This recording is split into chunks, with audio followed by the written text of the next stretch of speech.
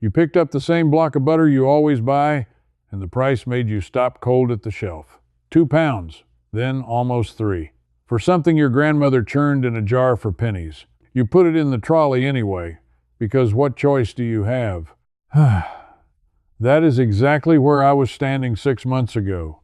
Here is what I found after testing 8 of the biggest butter brands in the United Kingdom against each other, block by block, price by price. 5 of them are quietly taking money out of your pocket for nothing you can taste, nothing you can measure, nothing that matters. 3 of them are actually fair, and the trick to knowing the difference is not new. It is a method that dairy families used for over 100 years before marketing taught us to stop looking. Stay with me, because the thing that shocked me most is not on any shelf. It comes from a household manual printed in 1861 in a little clay pot from the south of France, and it lets you keep butter fresh and spreadable on your counter for weeks without a fridge. I tested it in my own kitchen with butter I already owned. No special gadget, no new purchase, just something almost everyone forgot on purpose. I remember the exact moment I stopped trusting the label. I was standing in my kitchen with 2 blocks of butter unwrapped side by side on a white plate, one that cost me nearly 3 pounds and one that cost 99 pence, and I could not tell them apart. Same color, same smell. Same way they melted on warm toast. I had been paying almost triple for a paper wrapper and a name. So I did what any stubborn person with a shrinking food budget would do. I turned it into an experiment. I bought the 8 best-selling butters in Britain, from the fancy foil-wrapped premium brands to the plain supermarket-owned labels, and I lined them all up. I checked the price per kilo, not the price on the front, because that is the first sleight of hand. A small block that looks cheap can cost far more per kilo than a big tub that looks dear. I wrote every number down like I was settling a score. The premium brands landed between 6 pounds 50 and nearly 9 pounds per kilo. The mid-range names sat around 5 pounds to 6 pounds per kilo, and the plain own-label blocks, the ones with the boring packaging nobody photographs, came in as low as 3 pounds 60 per kilo. That is the whole spread. Nearly 9 pounds against 3 pounds 60 for the same basic thing, sold in the same shop on the same day. Now, my first thought was the honest one you are probably having right now. You get what you pay for. The deer one must be better, richer, made from happier cows on greener grass. That is the assumption the whole shelf is built on, and I believed it too. So I decided to actually test whether the price bought me anything real, because assuming is how they win. The first thing I did was read the ingredients on all 8, word for word, in the shop, holding up the queue and not caring. And here is where it started to unravel. The legal definition of butter in this country is strict. To be called butter and nothing else, it has to be at least 80% milk fat, cream, and sometimes salt. That is it.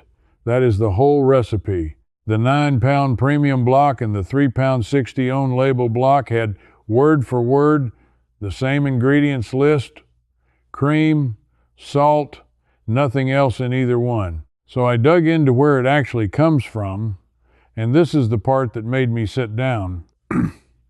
A huge share of the butter sold in Britain is churned in a small number of large dairies, and those same dairies pack butter under several different names. The premium brand, the mid-range brand, and very often the shop's own cheap label can roll off lines in the same building from milk pooled from the same farms. The cream does not know what wrapper it is going into. The cow certainly does not. I wanted proof, not a hunch. So I went looking at how butter is graded and where the milk pools together, and the trail kept leading back to the same handful of processors.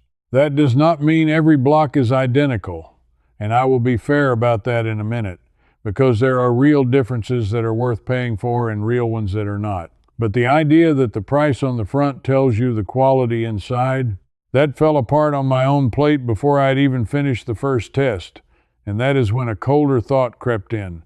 If the wrapper does not tell me the truth, what does?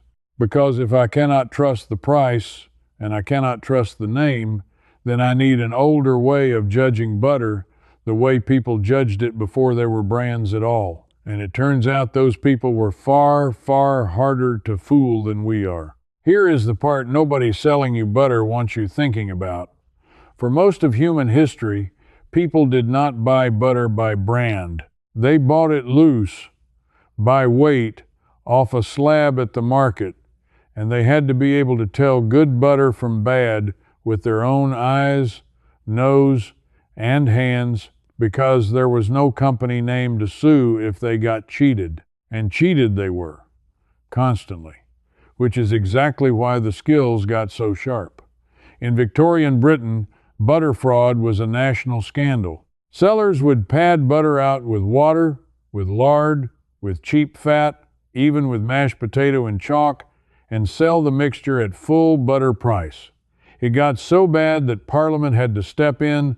The Sale of Food and Drugs Act of 1875 was one of the first real food safety laws in the country, written specifically because people were being sold fake and adulterated food and had no protection. A little later came the Margarine Act of 1887, which forced sellers to label margarine as margarine so it could not be passed off as real butter to unsuspecting families. Think about what that tells you. More than 130 years ago, the government had to make a law forcing sellers to tell you what was actually in your butter, because the sellers absolutely would not do it on their own. That instinct, that quiet willingness to let you believe you are buying one thing when you are paying for another, did not disappear when the law passed. It just got better dressed. It put on a nice foil wrapper and a picture of a meadow. So I learned how the old market buyers judged butter, and I tested every method on my 8 blocks. The first test is color, and it is not what you think. Deep yellow butter is not automatically better. The color comes mostly from what the cows eat. Cows on fresh spring grass make naturally golden butter because of the carotene in the grass.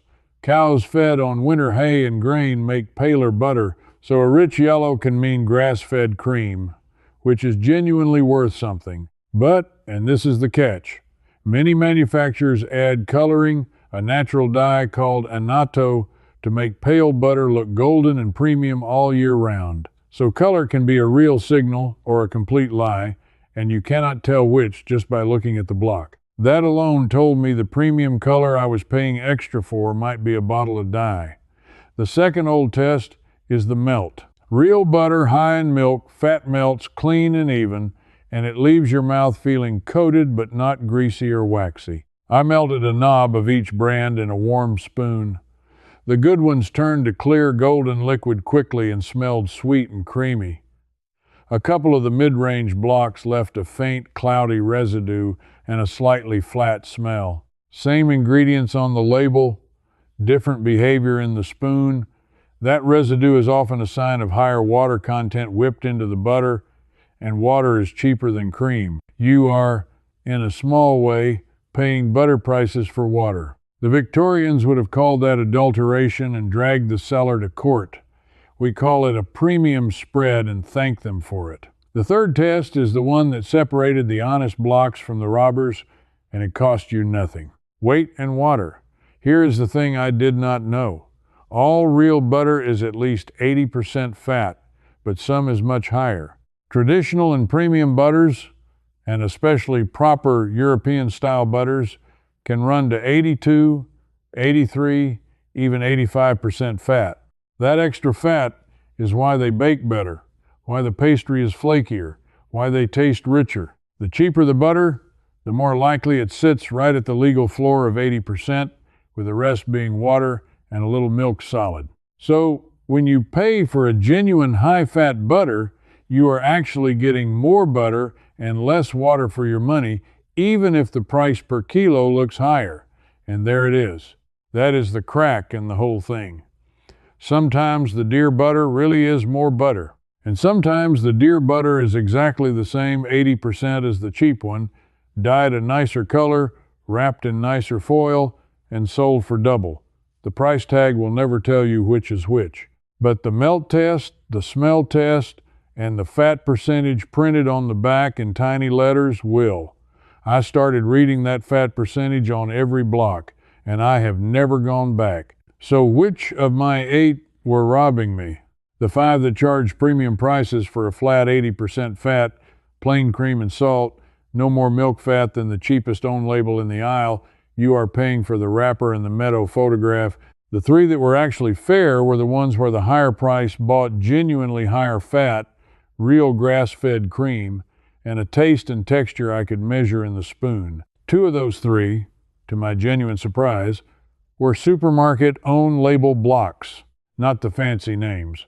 The plain ones almost nobody brags about buying, but knowing which block to buy still leaves you at their mercy on price, and that started to bother me. Because if the whole thing is just cream and a churn, why am I buying it from anyone at all? That question sent me somewhere I did not expect to go, and it saved me more than any shelf comparison ever could. I want to talk now to the person watching this thinking, that is all very well, but I am not about to become a dairy farmer, and I do not have money for gadgets or fancy churns or a bigger kitchen. This next part is exactly for you, because what I tested here needs nothing you do not already have in your home right now. A clean jar with a tight lid. That is the whole toolkit. If you have that, you can do what I did. I had read in an old home economy guide that people made their own butter from nothing but cream and effort, and I flatly did not believe it could be worth the trouble. It sounded like the kind of quaint nonsense people romanticize. So I set out to prove it was a waste of time. I bought a small pot of double cream, the plain kind, for about £1.80. I poured it into a clean glass jar, filled it maybe halfway so there was room for it to move, screwed the lid on tight, and I shook it.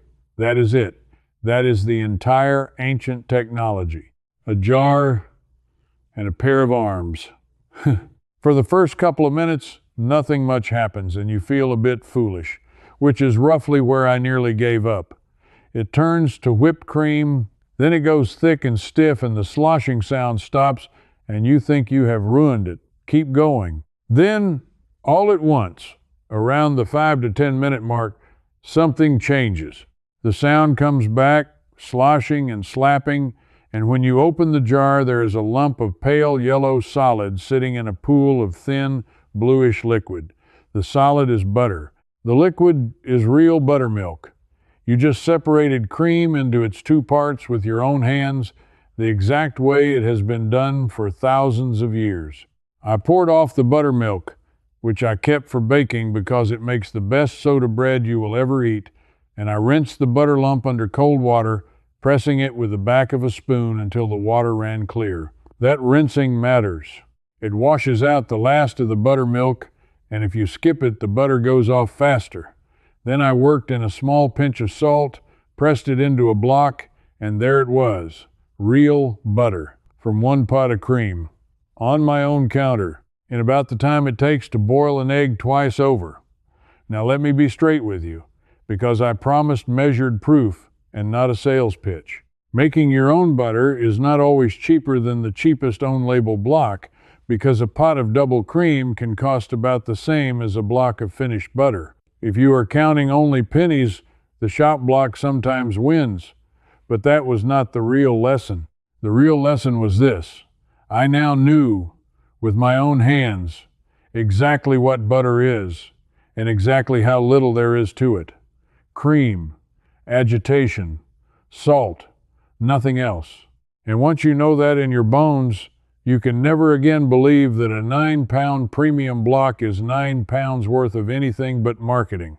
The knowledge is the saving. It changes how you look at every price on that shelf forever. And if you want to go even deeper into reclaiming that kind of knowledge across every corner of your kitchen and your household budget, I have put the full framework into a digital book, Smart Basics, Deep Frugal, System Complete, which lays out the same method first thinking you are watching right now, applied to dozens of everyday costs beyond butter. You will find the link in the description below whenever you are ready to take it further. Right now, though, let us stay in the kitchen, because there is a way to make the whole butter experiment genuinely cheaper, And there is a way to make it genuinely cheaper, which is where it gets interesting. Cream reduced for quick sale, marked down at the end of the day because it is near its date, is often the cheapest cream in the shop. Reduced cream still makes perfect butter, and turning it into butter actually extends its life,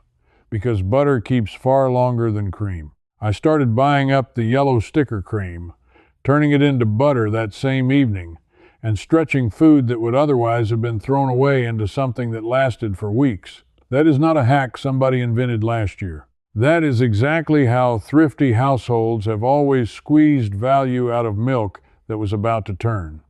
But this raised the question that had been nagging at me the whole time. If butter is this simple, and people have made it at home forever, how did we all end up completely dependent on buying it, at whatever price they decide to charge, from a shelf we do not control? Who benefits from us forgetting that a jar in 10 minutes is all it ever took? That is where the story stops being about butter and starts being about something a lot bigger. Let me tell you what actually happened. Because it is not a conspiracy, it is a business decision, and that makes it worse. For most of history, butter was seasonal and local, and everyone understood its rhythms. It was golden and plentiful in spring and summer, when the grass was rich, and paler and scarcer in winter. Families and small dairies made their own or bought it loose from someone they knew. There was no brand, because there was no need for one. You judged the butter, not the label. Then came refrigeration, mass transport, and national advertising in the 20th century, and the whole game changed. Suddenly, a company could churn butter in one enormous factory, stamp a name on it, ship it everywhere, and convince millions of people that this name meant safety and quality and love, while the identical butter next to it without the name meant risk and cheapness.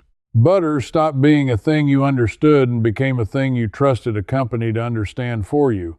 And the moment you outsource your judgment, you hand over your wallet. Here is a detail that stuck with me. During the Second World War and for years after, butter was rationed in Britain. Rationing did not fully end until 1954. For 14 years, people got a tiny fixed allowance, and they learned to stretch it, to make it last, to judge every scrap of fat in the house. My assumption was that this made people miserable and desperate for the day they could buy all the butter they wanted. And for a while, it did. But the generation that lived through it also carried something we lost. They knew what butter cost in real terms, in cream and effort and rationing coupons, so they could never be fooled by a fancy wrapper. They had the judgment. We traded that judgment for convenience, and the companies were only too happy to take it off our hands. The villain here is not one evil company. It is the slow, deliberate encouraging of you to forget every advert that tells you the name is the quality. Every wrapper designed to make the honest, cheap block look like the poor relation. Every year that passes where nobody teaches their children that butter is just shaken cream, that forgetting is worth a fortune, and it is worth it to the people selling you the wrapper. The Victorians passed a law to force sellers to tell the truth. Nobody is going to pass a law forcing them to remind you how simple butter is. That part is on us to remember. So I remembered.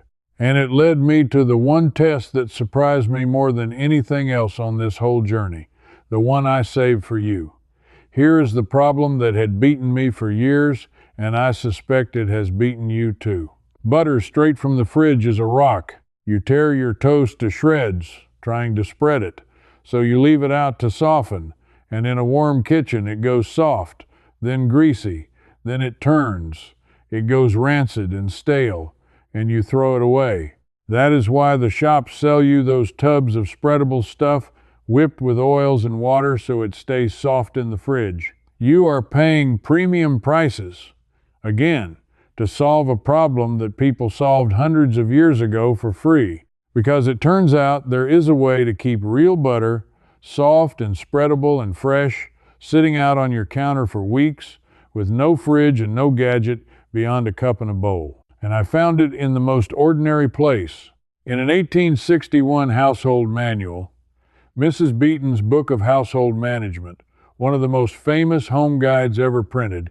The old advice for keeping butter through warm weather is to keep it cool, covered, and crucially, protected from air, because it is air that turns butter rancid, not warmth alone, not the heat, the air.